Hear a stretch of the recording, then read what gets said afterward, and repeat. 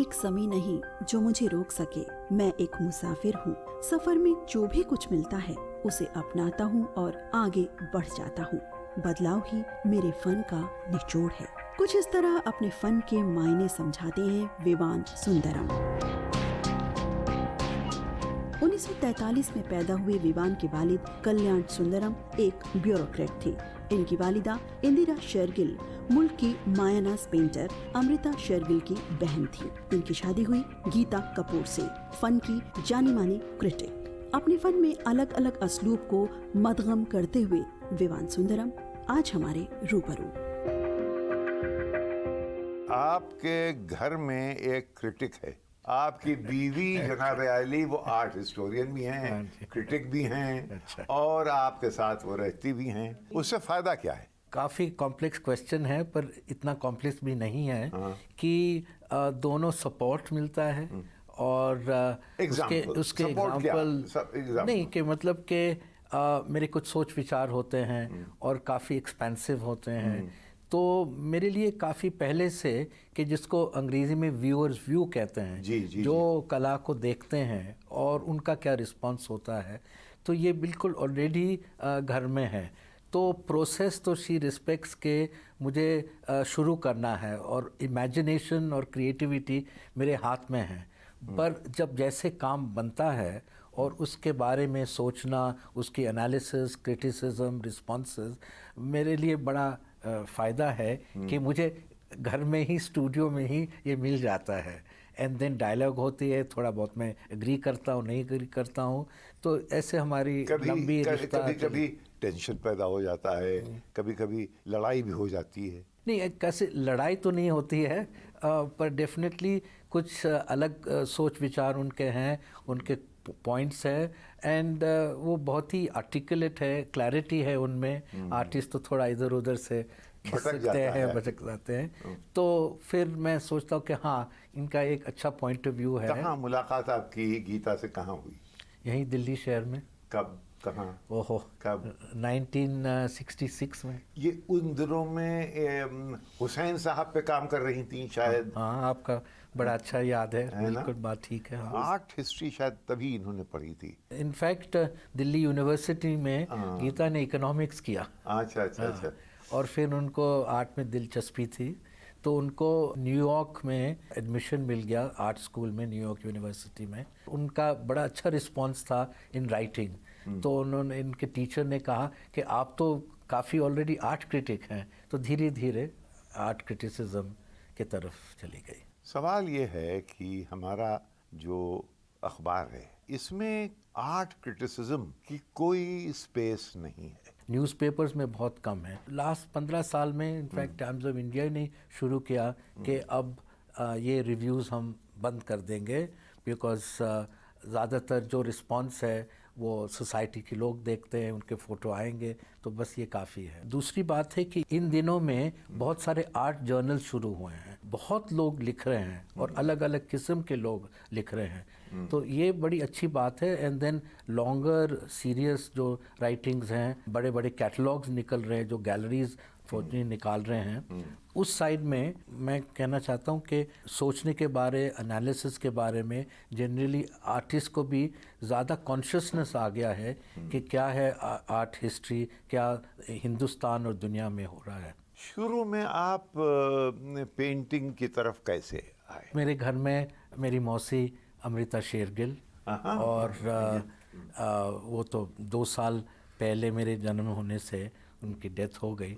तो हमारे घर में अमृता शेरगिल की पेंटिंग्स थी, तो एक लेवल से तो I was born with art. तो ये सुंदरम और शेरगिल यानी ये साउथ और नॉर्थ का संगम। हाँ, संगम कैसे हुआ? तो ये सिख एंड अयंगार फ्रॉम तमिलनाडु। हाँ, सिख, मेरी मदर हाफ सिख और हाफ हंगेरियन, और अमृता शेरगिल की मदर हंगेरियन थी। यानी आप एक ऐसी शख्सियत हैं कि यूनाइटेड नेशंस नहीं 2-3 लोग यूनाइटेड नेशंस नहीं बनते हैं, बट ये बात तो ठीक है कि इसमें एक किस्म की जो ईस्ट और वेस्ट और नॉर्थ और साउथ तो आपकी माँ के ज़रिए आपको अंदाज़ा हुआ होगा कि आपकी मासी कितनी बड़ी फनकार थीं। उनमें क्या ऐसी ख़ास बात थी विवान कि आज तक उनकी बात होती रहती है? एक तो पर्सनैलिटी, और जो उनके व्यूज़ थे बड़े आउटस्पोकन थे। उनकी जो ज़बान थी इनफैक्ट बहुत अच्छे तरह से लिखती थी। और नहीं, हंगेरियन में भी कोई मदर टंग तो हंगेरियन था। बहुत ही जल्दी उन्होंने कुछ ग्रास्प किया कि डिस्पाइट वो पेरिस में थी 1929 से 1934 तक, कि मुझे वापस आना है हिंदुस्तान।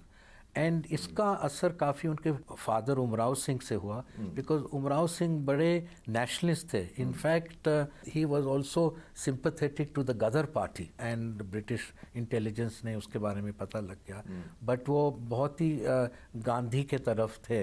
तो आई थिंक उन्होंने काफ़ी अमृता पर एक असर डाला कि अमृता ने कहा मेरा नाम तो हिंदुस्तान में ही होगा, और ऐसे कहा कि Europe belongs to Picasso and Matisse. वही समय था जब सब nationalist movement was moving towards a new modern socialist consciousness, Gandhi एक तरफ, नेहरू दूसरे तरफ। तो she became one of the, जैसे कहते हैं, the pioneers of modern Indian art. Picasso और मातीस का आपने नाम लिया, दाली हो सकता है किसी हद तक। जितने भी हमारे नौजवान पेंटर्स थे वो सब इनसे मुतासर हुए, इनके इन्फ्लुएंस में आए।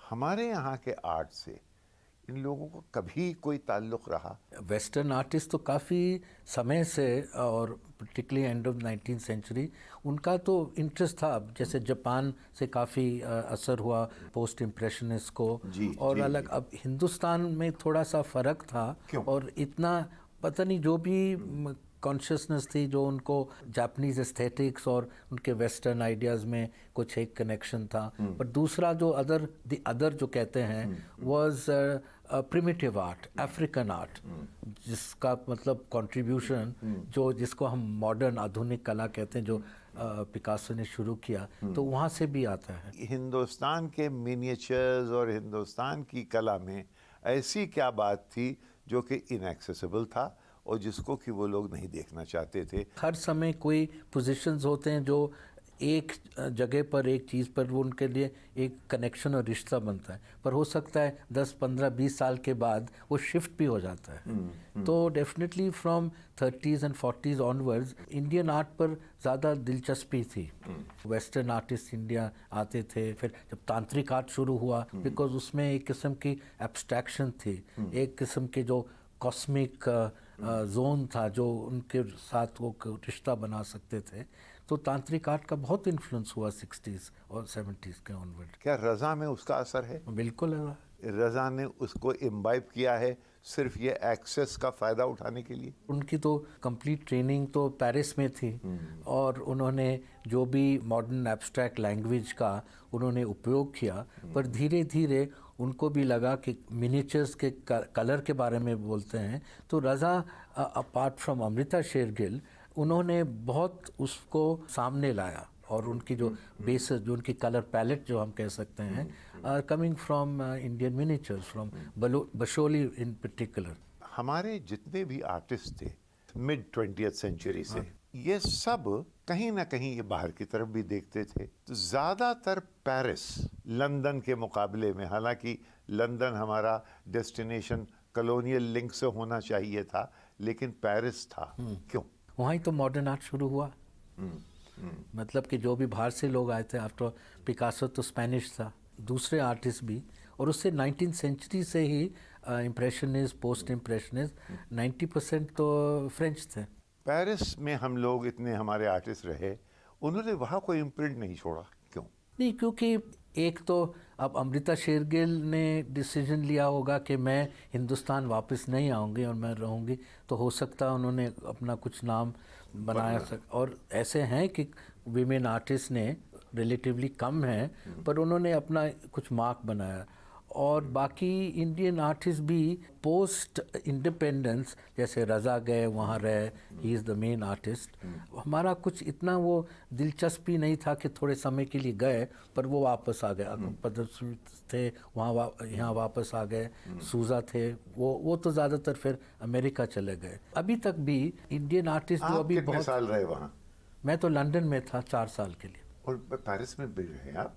अनार्किस्ट पीरियड, ये जो एक नहीं, हाँ, वो आपका एक बड़ी स्पेसिफिक रेफरेंस है।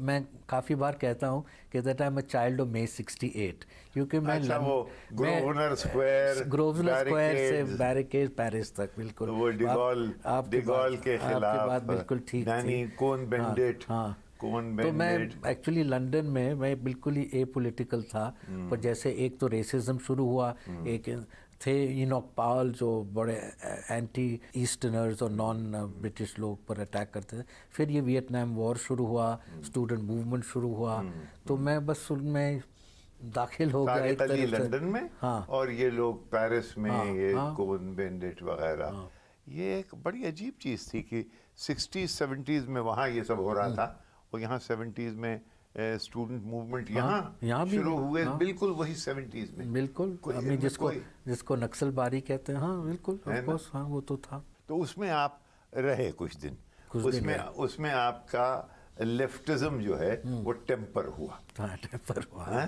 या मज़ा आया बहुत ही, मतलब कि तस्वीरें बनाए, और जो उसका जो स्पिरिट था जिसको मैं हर समय सामने पेश करता हूँ, द एनर्किस्ट एलिमेंट जो स्टूडेंट मूवमेंट में जो था, एक अजीब और गरीब फजा थी, ये एक 50 साल का पीरियड रहा, उसका मतलब हो गया।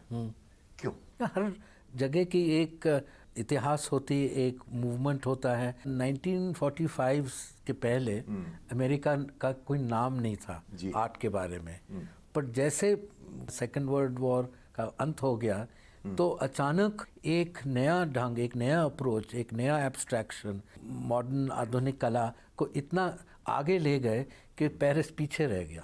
तो फिर शिफ्ट हो गया पेरिस से न्यूयॉर्क। गल्फ वॉर से इन्फ्लुएंस हो के आपने जो ये डीजल और ये ऑयल, ये क्या था? जब ये वॉर जंग शुरू हुआ तो मुझे लगा कुछ फ़र्क किस्म से जो हमका ये इमेज आ रहा है, और जैसे कहते हैं कि वियतनाम के बाद जो फोटोग्राफ्स लेते थे ग्राउंड लेवल से लेते थे, ये सारा वॉर उसकी इमेजरी फ्रॉम द स्काइज, तो फ्रॉम दैट वो perspective, and because it was a war about oil, तो मैंने चाकोल इस्तेमाल किया, पर मुझे लगा मुझे कुछ और मीडियम इसके साथ जोड़ना है, और मैंने बर्नट इंजन ऑयल, जो गाड़ी में अब आजकल तो नए मोटर्स में इतना कार्बन नहीं बनता है, पर मैं अपने गराज में जाके जला हुआ ऑयल जिसमें कार्बन कंटेंट से वो ऑयल में कलर बनता है, तो कलर इज एक किस्म का टोन, एंड कई चीजें आपने एक साथ उसमें मिला के, हाँ। तेल के लिए जंग थी,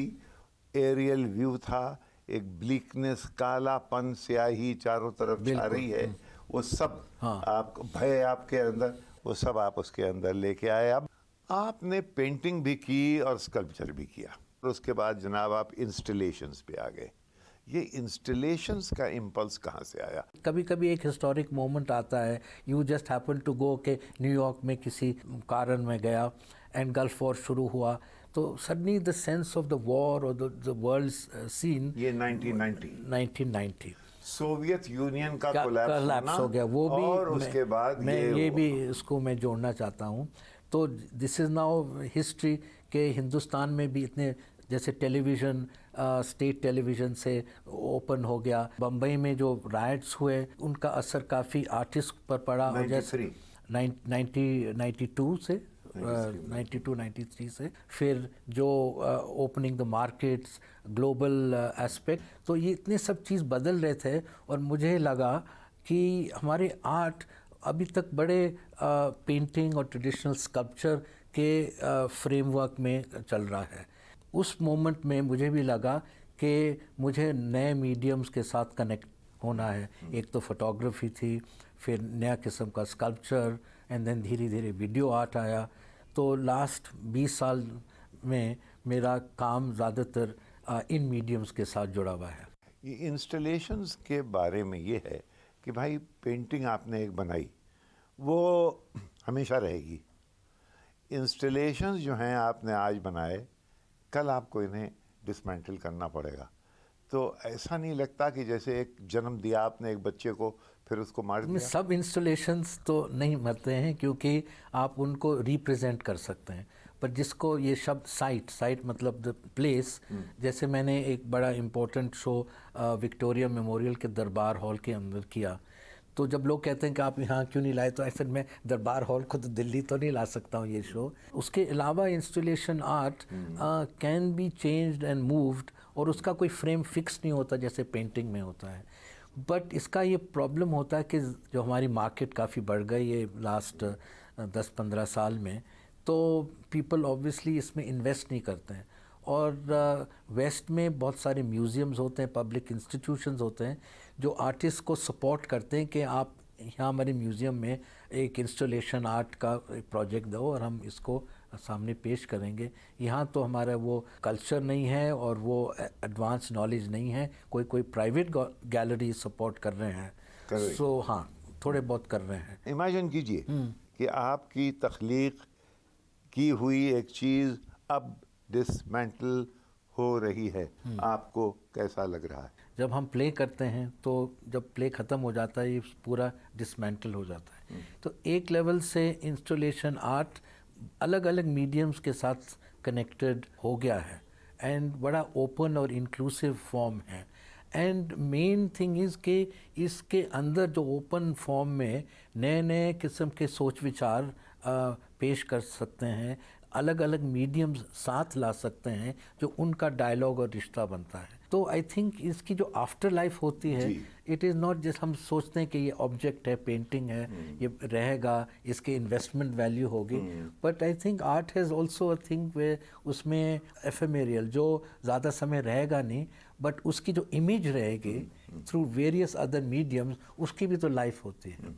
सो I think that artist also want to say something जिसमें फिर वो रहेगा नहीं, पर दूसरे ट्रांसलेशन में वेदर टेक्स्ट अभी नेक्स्ट 2-3 मंथ्स 15 साल के बाद एक 300 पेज किताब निकल आएगी जिसमें अलग अलग राइटर्स ने लिखा है अबाउट दिस वर्क।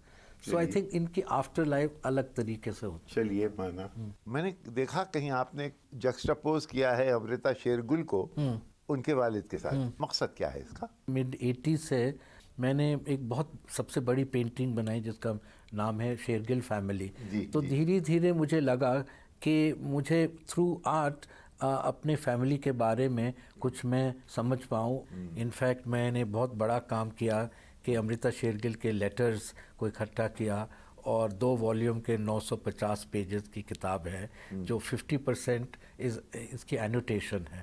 तो बहुत लोगों से मदद करके I have put this together. और जब मैंने थोड़ा शिफ्ट किया away from painting, it was already what is called the age of the digital 2001 and I can say कि मैं सबसे पहला आर्टिस्ट हूँ जिन्होंने डिजिटल मीडियम को उपयोग किया। और मेरा इंटरेस्ट था फोटोग्राफी में, तो मैंने ऑलमोस्ट मेरे नाना उमराव सिंह को एक Pioneer of modern Indian photography बना दिया, बिकॉज आई रियलाइज ये फैमिली के अपने पोर्ट्रेट्स लेता और उनके अपने सेल्फ पोर्ट्रेट्स, उन्होंने कुछ 80 सेल्फ पोर्ट्रेट्स करीबन 50 साल के पीरियड में। तो मुझे लगा कि ये फ़ोटोग्राफ्स में कुछ क्वालिटी है जिस नॉट जस्ट के हर फादर अपने फैमिली के पिक्चर्स लेता है, and I started digitally manipulating them. और द डिजिटल फोटोग्राफ जिसको हम अंग्रेज़ी में एनालॉग फोटोग्राफ कहते हैं, जो बिल्कुल ट्रूथ है, और फोटोग्राफ में it is the truth value. The digital photograph is a lie, it is a manipulation. पर मैंने उस मैनिपुलेशन को कहानी, relationships to deal with the subject, father daughter की relationship, Amrita as an artist, बहन के साथ, तो एक पूरा नैरेटिव जो मेरा इंटरेस्ट था पेंटिंग में, मैंने फोटोग्राफ्स में लाया। हिंदुस्तान में लोग आमतौर से अपने दादीहाल की तरफ ज़्यादा रुजू होते हैं, लेकिन आपका फ्रेम ऑफ रेफरेंस नानीहाल की तरफ बहुत ज़्यादा है अमृता शेरगिल की वजह से। हाँ, तो थोड़ा बहुत ये भी है, हाँ। बट दूसरे लेवल से मेरे फादर तो was a Indian civil servant, law secretary थे वगैरह, बट मेरे नाना Umrao Singh is the other creative, जो मेरा इंटरेस्ट फोटोग्राफी में है, उन्होंने मुझे एक तरफ से गिफ्ट किया है। तो आजकल आप क्या कर रहे हैं? कुछ समय पहले एक एग्जीबिशन, उसका टाइटल था ट्रैश, तो मैंने एक अपने स्टूडियो में बड़े स्पेस में 20 फुट बाय 60 फुट लंबा एक शहर बनाया सब ट्रैश के साथ। तो मैंने कंसीव किया कि मैं पूरा एक शहर सब गार्बेज से बनाऊंगा। जो आर्ट हम फाउंड ऑब्जेक्ट से बना सकते हैं, जो ऑलरेडी एग्जिस्ट करता है, आपको उसको क्राफ्ट करने की ज़रूरत नहीं है, बट आपके सोच विचार आइडियाज़ ऐसे हों कि उसका वो एक वैल्यू बन सकता है। तो उसके बाद मुझे कुछ लगा कि पता नहीं कैसे हुआ, पर मैंने एक प्रोजेक्ट किया to make out of trash और जो फेंका गया गारमेंट्स, स्कल्पचरल गारमेंट्स, बट वो मॉडल्स पहन सकते थे, बिकॉज मैंने फैशन डिज़ाइनर्स के साथ काम किया, 2-3 टेलर्स थे, वो डमीज़ थे, पहनाते थे। And some of the top models, Rabindra Bhavan में एक शाम को 25 मॉडल्स ने up and down ramp show किया। गीता को पहनाइए। नहीं, ये तो मॉडल्स के लिए है, ये तो गीता के लिए नहीं है, पर थोड़े बहुत आर्टिस्ट दोस्त भी उसमें आए थे। इनकी मार्केट है क्या? हिंदुस्तान में तो बिल्कुल नहीं, पर वेस्ट में थोड़ा बहुत है। वेस्ट में आपको इतनी दीवानगी लोगों में दिख रही है कि वो ये आपके ये बनाए हुए वहाँ लोग वाकई में पहनेंगे? थोड़े बहुत लोग तो पहनते हैं, जो बहुत ही कुछ फिल्म स्टार्स हैं या सिंगर्स हैं, हाँ, मडोना है वगैरह वगैरह।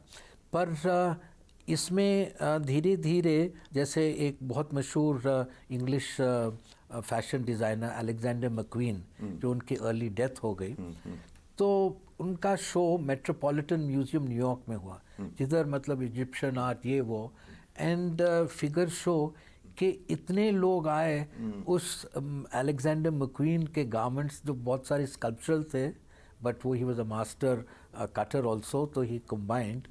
तो उसका मतलब है कि एक पब्लिक है विच wants टू सी के फैशन गारमेंट्स तो आते हैं और जाते हैं, बट थोड़ा इंक्रीजिंग दिलचस्पी है कि ये धीरे धीरे ये म्यूज़ियम की तरफ जाए। तो म्यूज़ियम तो प्रिजर्व करते हैं और आप फिर बाकी वापस जाके देख सकते हैं। उसके बाद मैंने जो दूसरा शो किया, उसका टाइटल था पोस्ट मॉर्टम आफ्टर गागा वाका। तो पोस्ट मॉर्टम मतलब कि काटना और अंदर देखना, म्यूटिलेट करना, कि जो मैंने गारमेंट्स को जो ट्रक टायर ट्यूब या कचड़ा वगैरह, पुराने जूते, उसके गारमेंट्स बनाए और उसमें एक किस्म की मैं ब्यूटी लाया।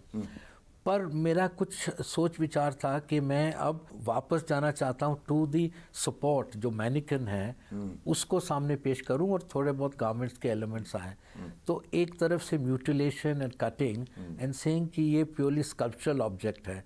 मेरे जो गारमेंट्स है जैसे वो पहन सकते हैं और लोग चल सकते हैं। तो मेरा कुछ इंटरेस्ट इन परफॉर्मेंस भी उससे शुरू हो गया। मुझे लगा कि अब मैं कुछ परफॉर्मेंस और मॉडर्न आर्ट के साथ कनेक्ट करूँ। एंड एक बहुत ही ग्रेट आर्टिस्ट थे शांति निकेतन में, उनका नाम रामकिंकर बैज था। जी जी। तो मुझे लगा कि अब मैं फिर एक मूव करूं कि मैं इंस्टॉलेशन आर्ट करूं रामकिंकर बैज के बारे में, बट उसके साथ डायरेक्टली जुड़ा हुआ होगा एक theatrical performance, full play for 2 hours. Normally films बनते हैं आर्टिस्ट पर, वान गॉफ पर, जो भी माइकल एंजेलो पर, बहुत कम प्लेज आर्टिस्ट पर बना है। इनके बारे में क्यों आपने सोचा? क्योंकि he was an example of that passion of modernity, where he understood this language. He came from a very poor family, but Tagore और शांति निकेतन एक बहुत कमाल का कॉन्टेक्स्ट था जिसमें Ramkinkar Baij sort of emerged. Now एक लेवल से he was a contemporary of Amrita Shergil, and मैंने लिखा भी कि अमृता शेरगिल कहती थी कि कौन है आर्टिस्ट हिंदुस्तान में जो काल खंडाला वाला के साथ वो बहुत कॉम्प्लेक्स लेटर्स लिखती थी। तो उस समय किसी को पता नहीं था। तो मैंने प्रपोज किया कि अमृता शेरगिल ने रामकिंकर बैज और विनोद बिहारी मुखर्जी के काम देखती तो she would say these are truly great artist, you know. So maybe कुछ अनकॉन्शियस में I wanted to bring back ये रामकिंकर बैज और उसकी पर्सनैलिटी। और he was in fact a painter, a sculptor, but उसको थिएटर में बहुत शौक था। फनकार, आर्टिस्ट, कंडीशन होता है सोशल करंट्स, पॉलिटिकल करंट्स, उनमें पार्टिसिपेट करता है, उनसे ग्रैपल करता है।